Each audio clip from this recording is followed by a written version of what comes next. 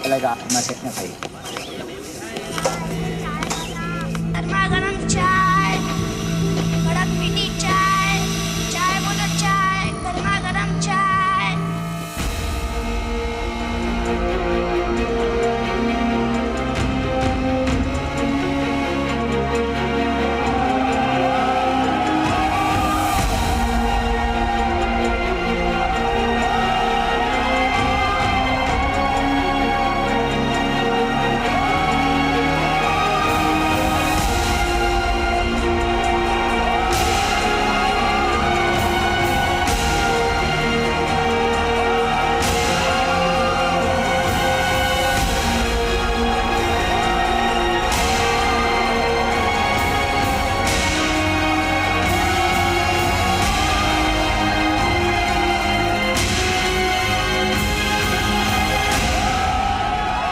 आत्मविश्वास के साथ पूरी ईमानदारी से बढ़ाया गया कदम भले ही एक चाय बेचने वाले बच्चे का। बचपन में जो इंसान रेलवे के डिब्बे में चाय बेच करके अपना गुजारा करता था, चाय बेचते बेचते मुझे बहुत कुछ सीखना भी मिलता। मान अपमान की घटनाएं घटती थी।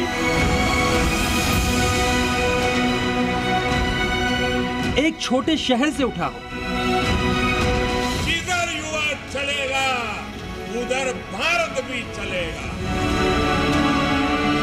अपने कद से बहुत बड़े सपनों के साथ निकला। उसके रास्ते में बड़े बड़े तूफान खड़े,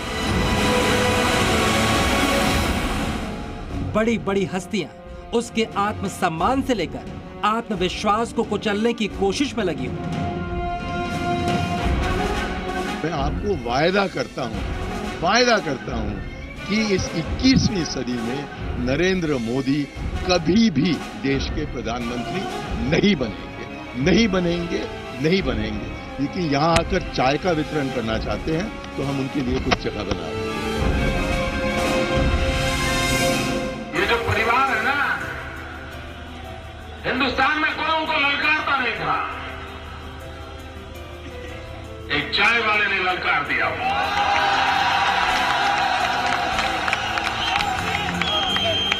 और ये कहते हैं चाय वाला प्रधानमंत्री नहीं बन सकता, तो क्या देश बेचने वाला बनेंगे क्या?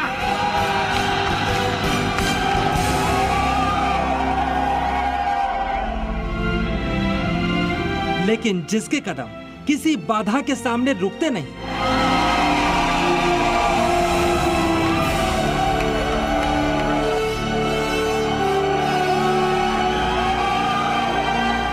वो एक दिन देश ही नहीं दुनिया के सबसे प्रभावशाली चेहरों के साथ कदम ताल कर सकता है।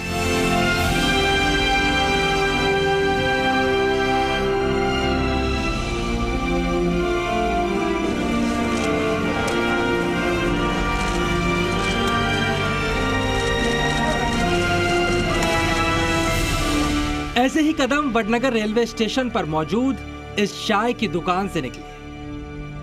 राष्ट्रीय स्वयंसेवक संघ के साधारण स्वयंसेवक से बीजेपी के कार्यकर्ता तक। मैं आरएसएस से जुड़ा रहा। बचपन से मेरा जो कुछ भी संस्कार हुआ, मेरी डिसिप्लिन आई, मेहनत करने का स्वभाव बना, उसमें आरएसएस का संस्कार का बहुत बड़ा रोल है। बीजेपी के कार्यकर्ता से गुजरात के मुख्यमंत्री तक,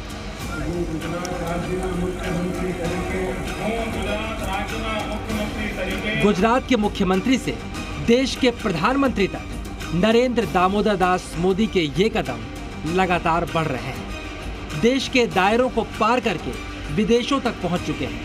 इन बढ़ते कदमों की कहानी इतिहास बना रही है। भारत के प्रधानमंत्री नरेंद्र मोदी की ये कहानी भारत के 700 से ज्यादा जिले और 6 लाख से ज्यादा गांवों में रहने वाले हर बच्चे में उम्मीद जगाने की कहानी है। ये कहानी सिखाती है एक छोटे से शहर वडनगर में चाय बेचने वाला बच्चा वर्ल्ड लीडर कैसे बन सकता है। और आज हम आपको वडनगर के नरेंद्र को ग्लोबल लीडर नरेंद्र मोदी बनाने वाली कुछ ऐसी ही खासियतों के बारे में बताएंगे, जिसमें पहली खासियत है प्रधानमंत्री मोदी का संवाद कौशल, फिर चाहे वो देश की आम जनता से। देश के कोने कोने से जुड़ने के लिए मोदी स्थानीय स्तर की बातें करते हैं।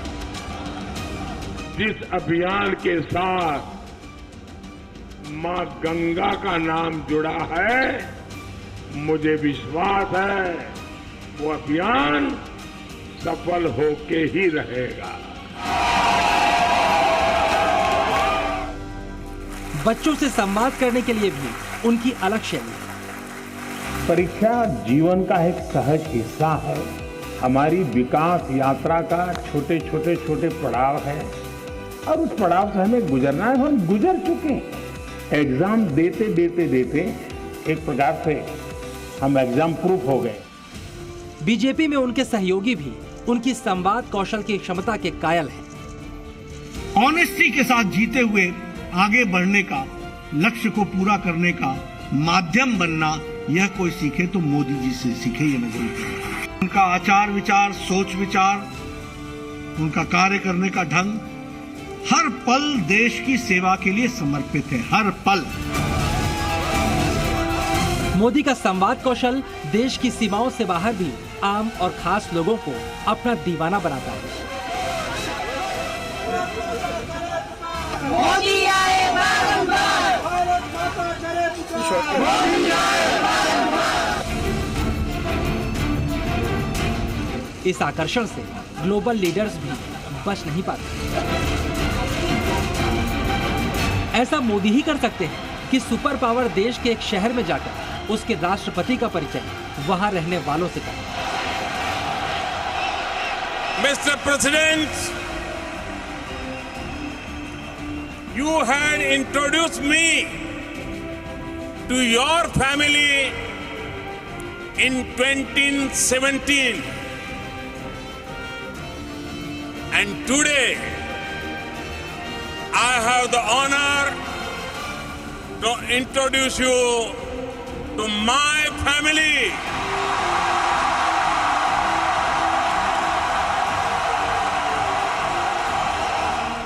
यही वजह है दुनिया के तमाम नेता मोदी की दोस्ती को तोहफा मानते हैं।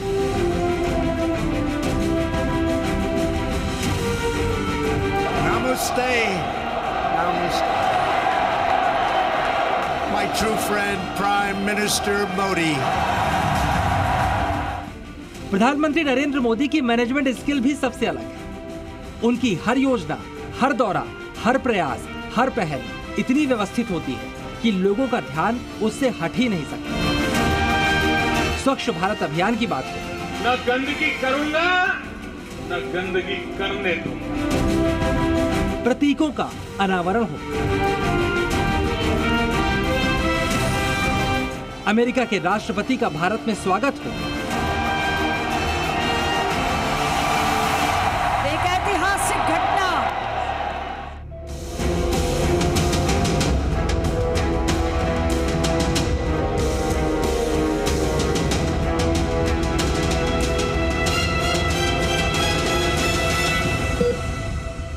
न खुद कोई लापरवाही करनी है और न ही किसी और को लापरवाही करने देना है। कोरोना के खिलाफ डॉक्टरों के साथ एकजुटता दिखानी हो या मेगा वैक्सीनेशन अभियान हो,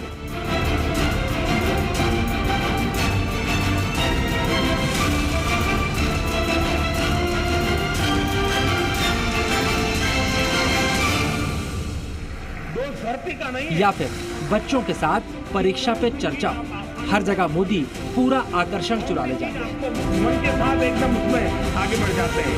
आप जी जान से उसमें जीतते जाइए, आपको कभी बोझ महसूस नहीं होगा।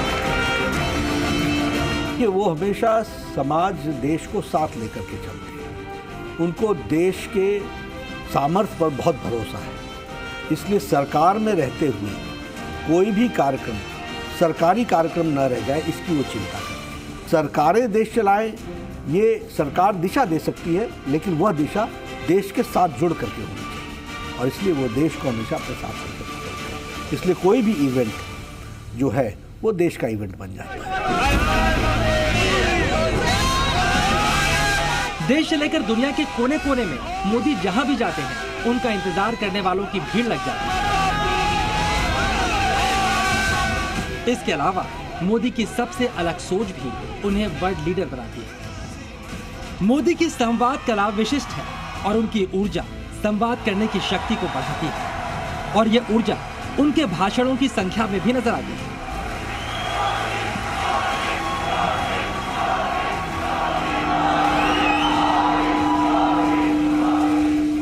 भारत माता की,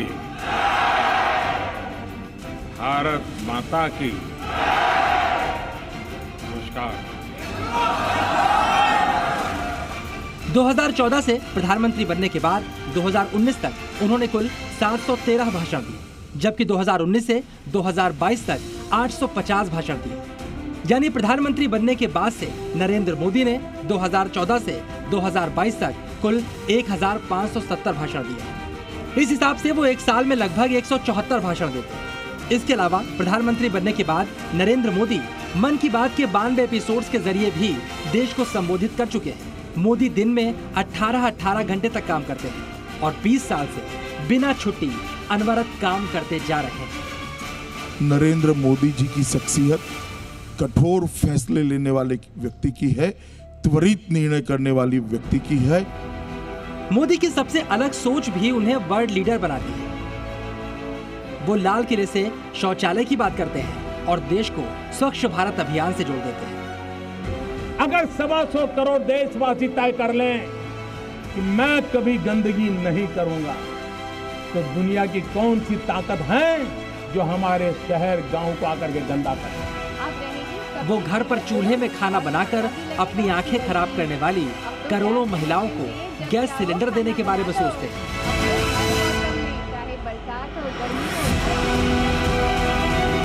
3 साल के भीतर 5 करोड़ गरीब परिवारों में ये रसोई गैस पहुंचाने का मेरा इरादा है। वो गरीबों के बैंक खाते खुलवाते हैं, उनके सिर पर छत का प्रबंध करते हैं। प्रधानमंत्री जनधन योजना के माध्यम से हम देश के गरीब से गरीब लोगों को बैंक अकाउंट की सुविधा से जोड़ना चाहते हैं। आज करोड़ों परिवार हैं जिसके पास मोबाइल फोन तो है लेकिन बैंक अकाउंट नहीं।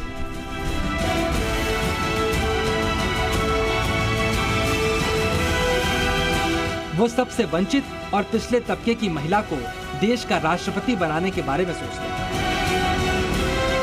और कभी न्यायपालिका के लिए बोझ बन चुके कानूनों को खत्म करने का प्रयास करते हैं। अलग सोच रखना, काम करने वालों को स्पष्ट और सीधा संदेश देना प्रधानमंत्री मोदी की वो खासियत है जो अधिकारियों के बीच में भी देश के नेतृत्व को लोकप्रिय बनाती है। तो जब एक मार्गदर्शन आपको मिल जाता है अपने नेता से और आपको क्लैरिटी मिल जाती है, तो शायद आपको काम करने में बहुत आसानी होती है। मैं समझता हूँ मेरे सर्विस काल में as an officer of the Indian legal service, जहाँ मैं कम से कम 25 साल तक काम किया, इस तरह का मार्गदर्शन, इस तरह की क्लैरिटी पहले देखने में नहीं आती है।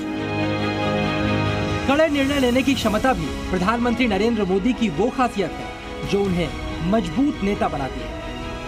फुल प्रूफ प्लानिंग के साथ उन्होंने ऐसे फैसले भी लिए जिसे दशकों तक असंभव समझा जाता रहा, जिसमें जोखिम बहुत ज्यादा था, लेकिन मोदी जो सोचते हैं वो करते भी। यही वजह है जम्मू कश्मीर से आर्टिकल 370 अब इतिहास हो चुका है।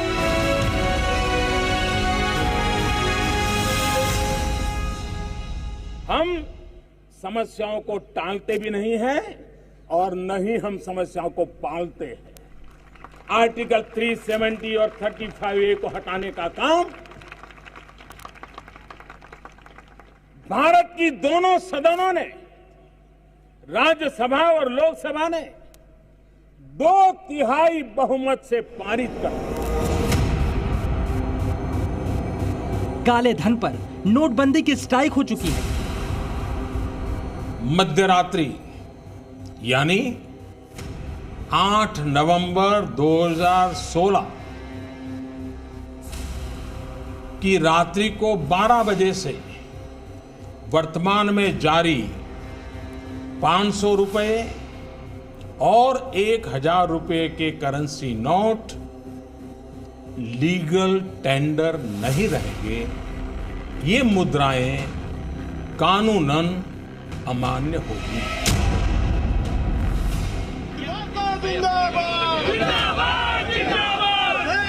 अब मुस्लिम महिलाओं को ट्रिपल तलाक का डर दिखाने वाले जेल की हवा खाते हैं।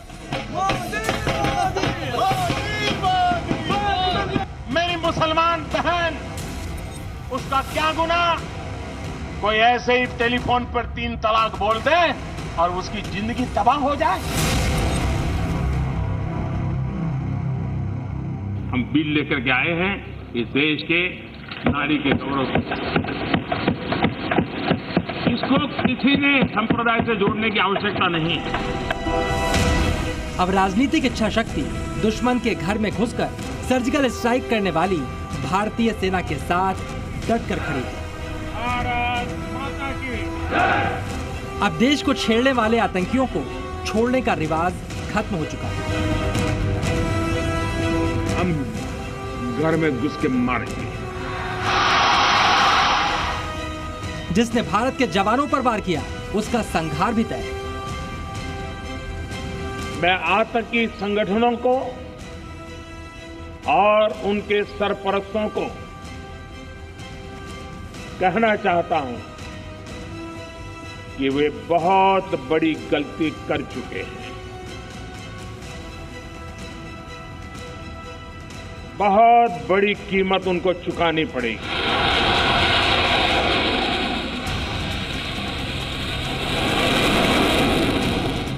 उरी हमले के बाद सर्जिकल स्ट्राइक और पुलवामा के बाद बालाकोट एयर स्ट्राइक बेहद जोखिम भरे फैसले थे। लेकिन साहसिक फैसले लेने वाले ही इतिहास रचते हैं।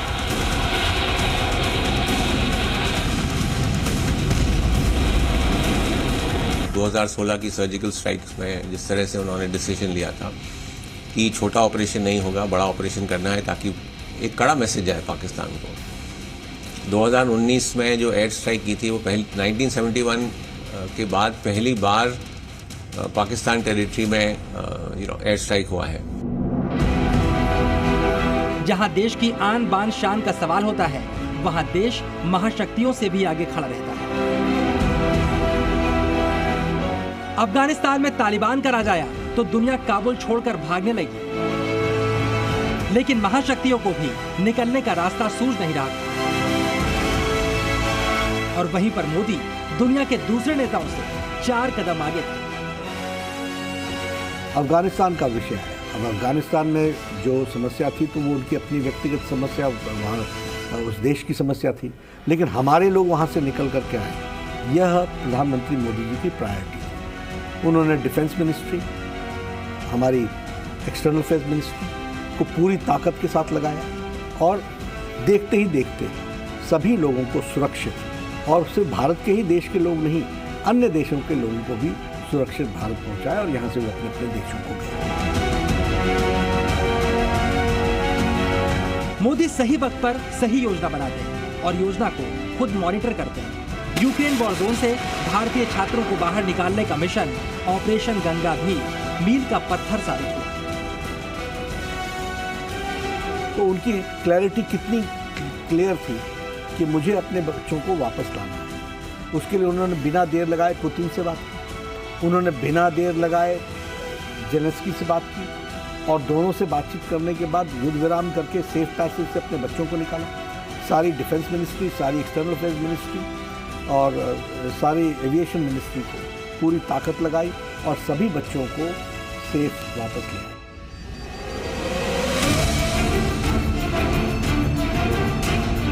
जो दबाव के सामने झुकते नहीं, उनके बढ़ते कदम कभी रुकते नहीं। जब बात देश हित की होती है तो प्रधानमंत्री नरेंद्र मोदी भी रुकते नहीं, फिर चाहे सामने चीन आ जाए या अमेरिका। गलवान के बाद चीन ने ताकत दिखाई तो मोदी ने लद्दाख जाकर जवाब दे दिया।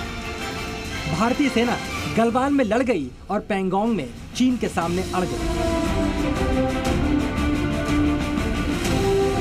यूक्रेन वॉर के बाद अमेरिका ने भी भारत पर दबाव डाला कि पुराने दोस्त रूस से किनारा कर लें, लेकिन भारत रूस से तेल भी खरीद रहा है और हथियार भी। देश हित यहाँ भी जीता और दबाव डालने वालों को मोदी का ये रुख भी स्वीकार करना पड़ा। वडनगर से उठे नन्हे नरेंद्र के कदम आज उम्र के 72 पड़ाव पूरे कर चुके हैं, लेकिन ना तो नरेंद्र मोदी के तेवर बदले हैं, ना ऊर्जा कम हुई है। इस दौरान मोदी की वर्ल्ड लीडर की छवि और मजबूत हुई है। अब तक के कार्यकाल में प्रधानमंत्री नरेंद्र मोदी ने कई लक्ष्य हासिल कर लिए, कुछ बाकी भी है। विरोधी पहले भी मुखर थे, आज भी मुखर है। दबाव पहले भी था, आज भी है। और मोदी पहले भी एक संदेश देते थे, आज भी यही दोहराते हैं। भाइयों बहनों, ज्यादा से ज्यादा ये मेरा क्या कर लेंगे भाई? नहीं बताइए क्या कर लेंगे? अरे हम तो फकीर आदमी हैं, झोला लेके चल पड़ेंगे जी।